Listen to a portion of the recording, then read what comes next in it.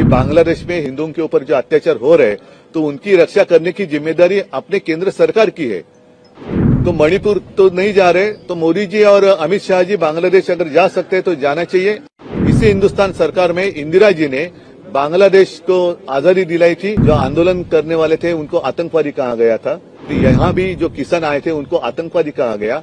विनेश फोगाट जो अपने न्याय के लिए कुछ आंदोलन कर रही थी उनको भी आतंकवादी कहा गया ना, जैसे आपने कहा।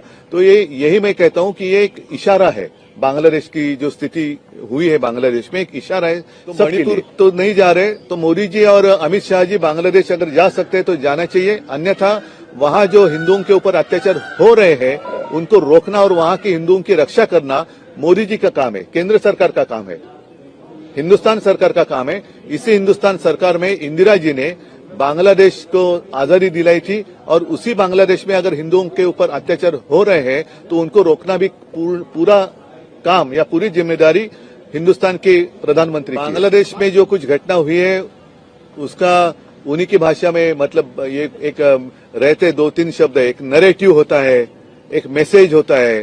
तो वो मैसेज पूरे दुनिया में गया है। और जैसे इजराइल में कुछ हो रहा है, ऐसे बीच में बातें खबरें आ रही थी, वहां के प्रधानमंत्री को तो घर के बाहर निकलना मुश्किल हुआ था। भारी संख्या में वहां की जनता रास्ते पर सड़क पर उतर कर आई थी।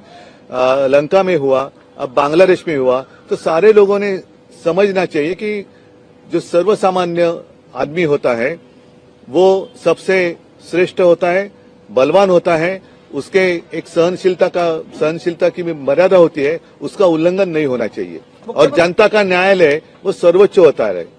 तो जनता का न्यायालय का फैसला बांग्लादेश में हुआ है। नहीं, पहले तो ये प्रश्न जो आप हमें पूछ रहे हैं तो आपके मन में आशंका क्यों आई कि ऐसी स्थिति हिंदुस्तान में हो सकती है? तो नहीं, मैंने कहा पूरे दुनिया में एक मैसेज गया है। और ये अगर बांग्लादेश में बात हुई है, हमारे पड़ोसी है पाकिस्तान, जिस हालत में हम तो देख ही रहे हैं। लंका में क्या हुआ, इजराइल में क्या हुआ, इजराइल में क्या हो रहा है, अन्य सारे देशों में क्या हो सकता है। तो ये तो कहीं भी कभी भी हो सकता है। और इसलिए मैं कहता हूं कि जो भी सत्ता में बैठे लोग हैं उन्होंने इस मर्यादा का हमेशा ख्याल रखना चाहिए कि जनता सर्वोच्च होती है और जनता का न्यायालय सर्वोच्च होता है। तो उनका फैसला बहुत ही गंभीर होता है। विनेश के ऊपर हमें गर्व होना चाहिए और मुझे तो है।